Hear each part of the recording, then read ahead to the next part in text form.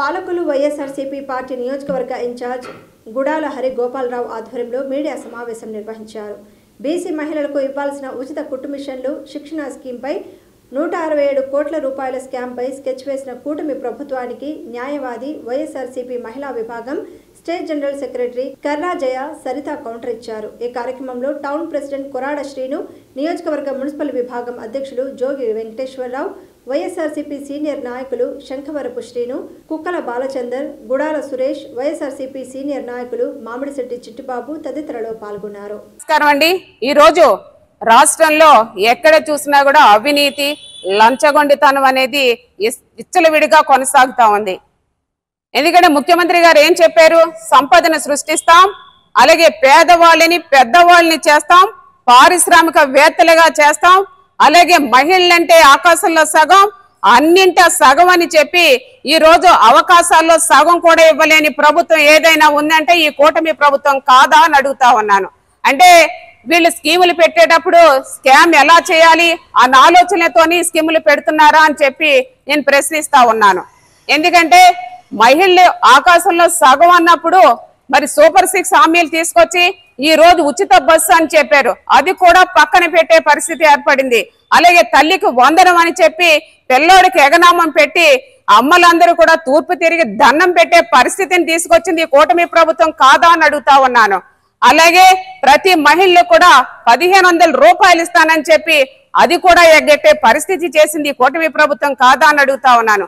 అలాగే ఇప్పుడు మహిళలకు ఎవరైతే బీసీ మహిళలు ఉన్నారో, ఈబీసీ వర్గాలకు చెందిన వాళ్ళు ఎవరైతే ఉన్నారో, అలాగే కాపు మహిళలు ఎవరైతే ఉన్నారో వాళ్ళందరూ కలిపి 1,02,468 మంది మహిళా లబ్ధిదారులు ఉంటే వాళ్ళందరికీ కూడా ఉచితంగా కుట్టి మిషన్లు ఇస్తాం, అలాగే శిక్షణ ఇస్తాం అని చెప్పి ఈ రోజున 167 కోట్ల రూపాయల స్కామ్ చేసి చేయడానికి స్కెచ్ చేసిన ప్రభుత్వం ఏదైనా ఉంది అంటే ఈ కూటమి ప్రభుత్వం కాదా అని ప్రశ్నిస్తా ఉన్నాను. కూటమి ప్రభుత్వం ప్రతి దేనిలోనూ కూడా స్కామే కనబడుతుంది.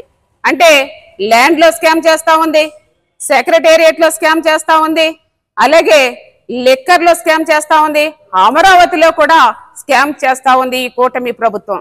ఎందుకంటే మరి ముఖ్యమంత్రి గారు చెప్పారు మహిళా దినోత్సవం రోజున 175 నియోజకవర్గాల్లో 3 నుంచి 5 సెంటర్లు ఏర్పాటు చేస్తాం, మహిళలకు ఉచితంగా శిక్షణ ఇస్తాం, కుట్టి మిషన్లు ఇస్తామని చెప్పి 50 రోజులు దాటినా కనీసం 50 నియోజకవర్గాల్లో కూడా ఇవ్వలేని పరిస్థితి. అంటే వీళ్ళు తప్పనిసరిగా ఎక్కడో ఒకటి స్కామ్ చేస్తా ఉన్నారనేది ప్రజలందరికీ కూడా అర్థమయ్యే పరిస్థితి ఏర్పడింది.